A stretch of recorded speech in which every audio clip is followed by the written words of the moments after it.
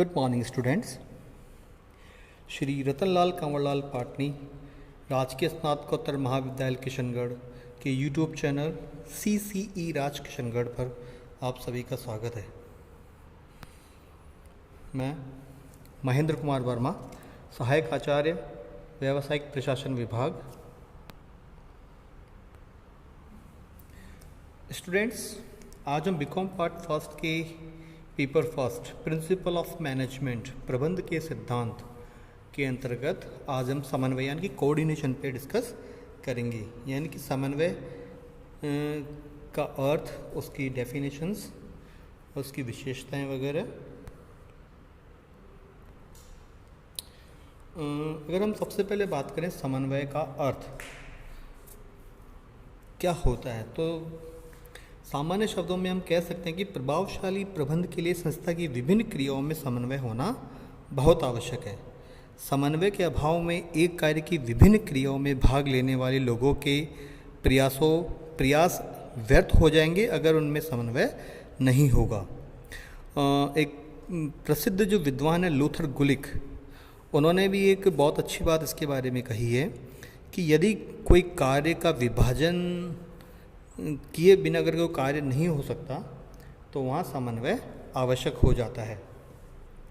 तो अगर आप यहाँ देखें तो उसमें जो समन्वय का जो अर्थ है उसमें लिखा गया है, समन्वय में उन सभी प्रयासों को सम्मिलित करते हैं जिनके द्वारा किसी संस्था के सभी व्यक्तिगत एवं सामूहिक प्रयासों में एक रूपता या समरूपता स्थापित हो जाती है, ताकि अधिकतम कुशलता के साथ संस्था के उद्देश्यों को प्राप्त किया जा सके।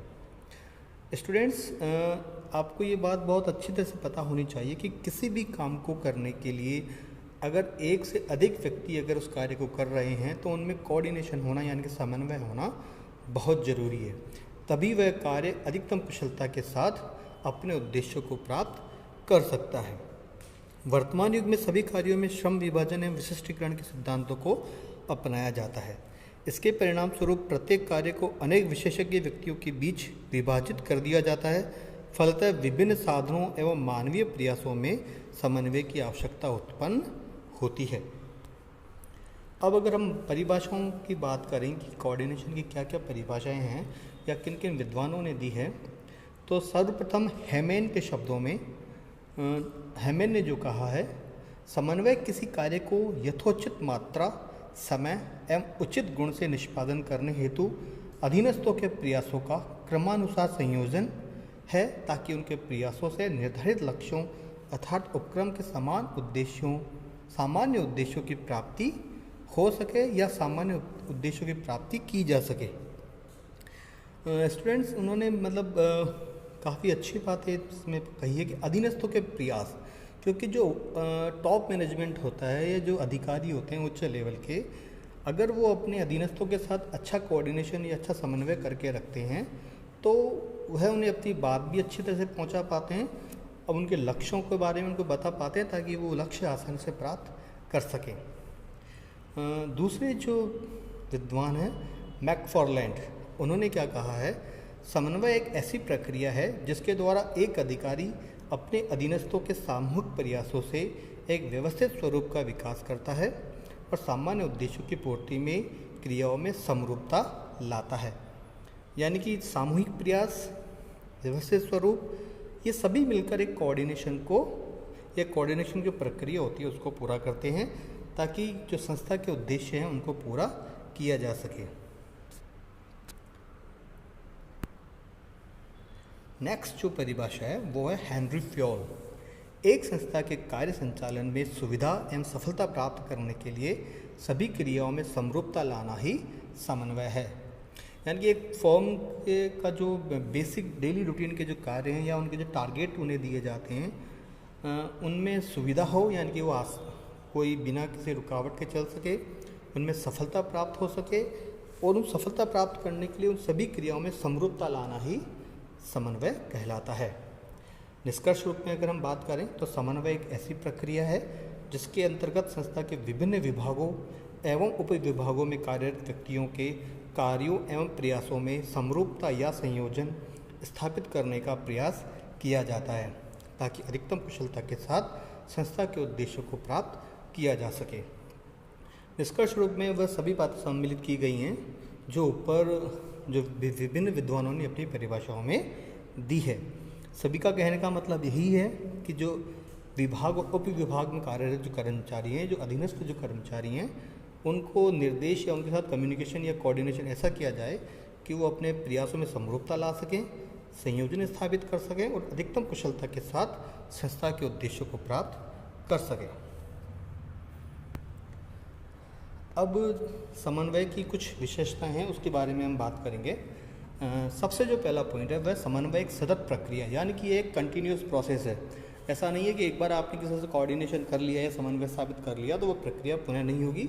यह लगातार चलने वाली प्रक्रिया है, यह एक सार्वभौमिक प्रक्रिया है, यानी कि ये यूनिवर्सल प्रोसेस है। ये सभी जगह पाई मतलब होती है, आपके घर में, आपके स्कूल कॉलेजेस, आपके ऑफिसेस, मतलब सभी जगह जहाँ एक से अधिक व्यक्ति हैं वहाँ कोऑर्डिनेशन होना बहुत ज़रूरी है। समन्वय सभी प्रबंधकीय कार्यों का सार है, यानी कि प्रबंध के जो कार्य हैं, नियोजन, संगठन, निर्देशन, नियंत्रण, वो सभी कार्य तभी सही ढंग से हो सकते हैं जबकि उनमें कार्य करने वाले व्यक्तियों में समन्वय सही ढंग से हो। इसीलिए कहा जाता है कि जो समन्वय है वो प्रबंधकीय कार्यों का सार है। अगला पॉइंट है मानवीय प्रयासों तथा भौतिक संसाधनों में समन्वय स्थापित करने के लिए प्रबंधक नियोजन, संगठन, निर्देशन तथा नियंत्रण का कार्य करता है। फिफ्थ जो पॉइंट है, समन्वय का उद्देश्य संस्था के उद्देश्यों को प्राप्त करना होता है, क्योंकि कोऑर्डिनेशन का एक ही उद्देश्य होता है कि संस्था के जो उद्देश्य हैं, संस्था का जो कार्य है वो सुचारू रूप से, सुविधा रूप से चलता रहे और संस्था अपने उद्देश्यों को प्राप्त कर सके। समन्वय प्रबंध के दायित्व एवं जवाबदेही है, तो जो कोऑर्डिनेशन का की जो जिम्मेदारी है वो प्रबंधकीय दायित्व है, यानी कि जो मैनेजरियल या जो टॉप लेवल के जो अधिकारी या कर्मचारी हैं ये उनका दायित्व है, उनकी रेस्पॉन्सिबिलिटी है। समन्वय स्वतः नहीं किया जाता, प्रबंधक को करना पड़ता है। मतलब ऐसा नहीं कि कोऑर्डिनेशन एक दो व्यक्तियों में स्वतः ही हो जाएगा, प्रबंधक को विभिन्न व्यक्तियों के बीच में, विभिन्न उप विभागों के बीच में इसको स्थापित करना पड़ेगा। समन्वय प्रबंधक का पृथक कार्य नहीं है, प्रबंध की आत्मा है, यानी कि समन्वय जो है वो प्रबंध का एक अलग से कोई कार्य नहीं है, ये उसकी आत्मा कह सकते हैं प्रबंध की। क्योंकि अगर यह सही रूप से सुचारू रूप से चलेगा समन्वय, तभी प्रबंध के बाकी के जो कार्य हैं वो सुचारू रूप से चल पाएंगे। समन्वय एवं सहकारिता में अंतर होता है। और लास्ट जो पॉइंट है यह है मानवीय प्रयासों में समरूपता, एक रूपता तथा क्रमबद्धता स्थापित करने की प्रक्रिया। मतलब जो मानवीय एक से अधिक व्यक्ति अगर किसी संस्था में या फर्म में काम कर रहे हैं तो उनमें समरूपता लाना, एक रूपता लाना और उनकी कंटिन्यूसली उनको करते रहने की जो प्रोसेस है उसको हम समन्वय कहते हैं।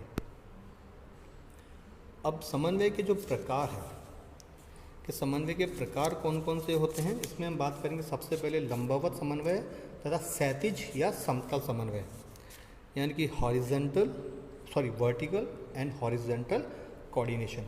लंबवत समन्वय तब कहा जाता है जबकि समन्वय संगठन के उच्च पदाधिकारियों के अधीनस्थों के बीच किया गया हो। उच्च पदाधिकारियों का कर्तव्य है कि संगठन के नीचे के स्तरों पर समन्वय स्थापित करें। लंबवत समन्वय करने से यह विश्वास हो जाता है कि सभी स्तरों पर ठीक प्रकार से काम हो रहा है।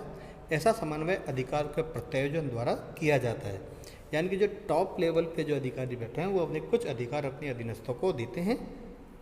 दूसरा है क्षैतिज या समतल समन्वय। ये समन्वय तब होता है या तब कहा जाता है जब समन्वय विभिन्न समान स्तर के विभागों में किया जा रहा हो। उदाहरणार्थ उत्पादन, विक्रय, वित्त, कर्मचारी विभागों में समन्वय स्थापित किया जाता है तो इसे क्षैतिज समन्वय कहते हैं। सामान्यतः बहुत बड़े संगठनों में क्षैतिज समन्वय ही विशेष रूप से महत्वपूर्ण होता है। दूसरा है कार्यविधिक तथा सारवान समन्वय,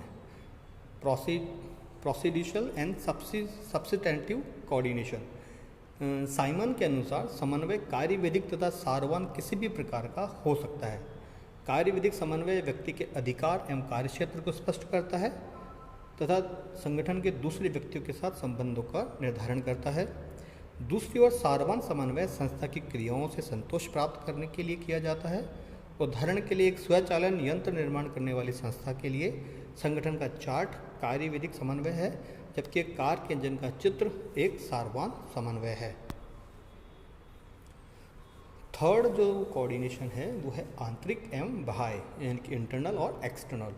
समन्वय का आंतरिक एवं बाह्य दो भागों में बांटा जा सकता है। जब संस्था के विभागों, उप विभागों तथा खंडों के बीच समन्वय स्थापित किया जाता है तो इसे आंतरिक समन्वय कहते हैं। आंतरिक समन्वय लंबवत तथा क्षैतिज दोनों ही प्रकार का हो सकता है। दूसरे शब्दों में ये संगठन के सभी स्तरों पर तथा संगठन के विभिन्न समान स्तरों पर किया जा सकता है। और जो एक्सटर्नल जो समन्वय होता है से आशय संस्था तथा बाह्य पक्षों के बीच समन्वय से है। आधुनिक युग में कोई भी व्यावसायिक संस्था बाह्य पक्षों को भूल नहीं सकती। आजकल व्यवसाय सरकार को क्रियाओं, तकनीकी परिवर्तनों तथा प्रतिस्पर्धात्मक स्थिति से प्रभावित होता है। अब अगर हम बात करें समन्वय के सिद्धांत, समन्वय के सिद्धांत में जो पहला जो सिद्धांत है वह प्रत्यक्ष संपर्क का सिद्धांत। प्रथम एवं मुख्य समन्वय का सिद्धांत यह है कि समन्वय उत्तरदायी व्यक्तियों के प्रत्यक्ष संपर्क से किया जाना चाहिए। विचारों, आदर्शों, उद्देश्यों एवं लक्ष्यों का प्रत्यक्ष संपर्क द्वारा भली प्रकार आदान प्रदान किया जा सकता है। प्रत्यक्ष क्षैतिज संबंधों यानी कि हॉरिजॉन्टल रिलेशनशिप तथा प्रत्यक्ष व्यक्तिगत संदेश वहन से समन्वय करना और भी आसान होता है। यानी कि डायरेक्ट आपको कांटेक्ट करने से आपके जो कोऑर्डिनेशन है वो ज़्यादा अच्छा हो सकता है। दूसरा है प्रारंभिक स्थिति में समन्वय, कोऑर्डिनेशन इन अर्ली स्टेज। समन्वय का दूसरा सिद्धांत ये बताता है कि समन्वय नियोजन एवं नीति निर्धारण करते समय प्रारंभ कर लिया जाना चाहिए, यानी कि अर्ली स्टेज पर ही से प्रारंभ कर लेना चाहिए। अगर एक बार आपने नीति निर्धारण कर लिया और उसके बाद में जब आप किसी पॉलिसीज़ को अपने कर्मचारियों को बताते हैं तो उनमें समझने में भी उन्हें दिक्कत आती है, यानी कि अर्ली स्टेज पर ऐसा कर लेना चाहिए। तीसरा है पारस्परिक संबंध का सिद्धांत, the principle of reciprocal relationship. समन्वय का ये सिद्धांत ये बताता है कि किसी स्थिति विशेष में प्रत्येक तत्व एक दूसरे से संबंधित होता है। उदाहरणार्थ जैसे कोई ए व्यक्ति है और बी दोनों साथ साथ कार्य करते हैं तो ए व्यक्ति बी व्यक्ति से प्रभावित होता है और ऐसा वो दोनों एक दूसरे से कार्य करते हुए एक दूसरे से प्रभावित होते रहते हैं। तो उन दोनों के साथ जब वो काम करते हैं तो उन दोनों में एक संबंध स्थापित हो जाता है, इसीलिए इसको कहते हैं पारस्परिक संबंध का सिद्धांत। फिर है सतत प्रक्रिया का सिद्धांत, कंटिन्यूस प्रोसेस। समन्वय का चतुर्थ सिद्धांत ये बताता है कि समन्वय एक सतत प्रक्रिया है, अर्थात संस्था में समन्वय का कार्य सदैव चलता ही रहना चाहिए। समन्वय को अवसरों पर नहीं छोड़ा जा सकता। यह तो एक ऐसा कार्य है जिसे समन्वय कार्य को निरंतर करते रहने का प्रयास करना चाहिए। अगला जो इसका सिद्धांत है फिफ्थ, वो है गतिशीलता का सिद्धांत। आधुनिक गत्यात्मक अवस्था में समन्वय की गतिशीलता के सिद्धांत का महत्वपूर्ण स्थान है। यह सिद्धांत इस बात की ओर ध्यान दिलाता है कि समन्वय करने की परिस्थितियों एवं तथ्यों में परिवर्तन के साथ साथ समन्वय की तकनीक में भी परिवर्तन करते रहना चाहिए। मतलब अगर टेक्नोलॉजी के अगर कुछ चेंजेस होते हैं और कुछ चेंजेस अगर व्यवहारिकता में होते हैं तो उनमें कोई ना कोई चेंजेस करते रहना चाहिए, तभी उसमें गतिशीलता बनी रहती है। छठा है समयबद्धता का सिद्धांत, प्रिंसिपल ऑफ टाइमिंग। यह सिद्धांत इस बात की ओर संकेत करता है कि समन्वय यथा समय पर किया जाना चाहिए। उपयुक्त समय पर किया गया समन्वय प्रयासों की कुशलता में वृद्धि करता है। यानी कि अगर आपने उसको सही समय पर अगर किसी को कोऑर्डिनेशन नहीं किया तो लेक ऑफ कोऑर्डिनेशन की वजह से आपके उद्देश्यों की प्राप्ति में कठिनाइयाँ आ सकती है या उसमें ज़्यादा समय लग सकता है। अगला है प्रजातंत्र का सिद्धांत, प्रिंसिपल ऑफ डेमोक्रेसी। ये सिद्धांत यह कहता है कि समन्वय प्रजातांत्रिक तरीके से किया जाना चाहिए। तानाशाही तरीके से निर्देश देकर समन्वय नहीं करना चाहिए। तानाशाही तरीकों से निर्देश देकर समन्वय नहीं करना चाहिए ताकि समन्वय में भागीदारी मतलब पार्टिसिपेटिव मैनेजमेंट व्यवस्था अपनाई जानी चाहिए। अगला है संतुलन का सिद्धांत, principle of communication system, principle of balance का सिद्धांत। ये सिद्धांत इस बात पर बल देता है कि समन्वय संगठन के सभी हिस्सों अर्थात विभागों, उपविभागों तथा इकाइयों में किया जाना चाहिए। नाइन्थ जो पॉइंट सिद्धांत है वो है संचार व्यवस्था का सिद्धांत। यह सिद्धांत यह बताता है कि प्रभावी समन्वय के लिए संस्था में अच्छी संचार व्यवस्था होनी चाहिए। लंबवत एवं समतल संचार व्यवस्था हो ताकि लोग ऊपर से नीचे तक अगल बगल के बराबर वाले लोगों से स्वतंत्र रूप से विचारों, सूचनाओं आदि का आदान प्रदान कर सके। ऐसा होने पर समन्वय प्रभावी होगा। 10वां पॉइंट है सहकारी व्यवहार का सिद्धांत। प्रभावी समन्वय स्थापित करने के लिए सहकारी व्यवहार के सिद्धांत का पालन करना परमावश्यक है। यह सिद्धांत इस बात पर बल देता है कि समन्वय के लिए संस्था के सभी सदस्यों, अधिकारियों एवं अधीनस्थों में सहकारी व्यवस्था होनी चाहिए। इससे लोगों में आपसी विश्वास एवं सहयोग की भावना विकसित होती है। तो इन सभी सिद्धांतों को अपनाकर, समन्वय के जो ये सिद्धांत हैं इनको अपनाकर किसी भी संस्था में विभागों और उपविभागों के कर्मचारियों के साथ अच्छा समन्वय स्थापित करके संस्था के लक्ष्यों एवं उद्देश्यों को आसानी से प्राप्त किया जा सकता है। आज के वीडियो में इतना ही। धन्यवाद।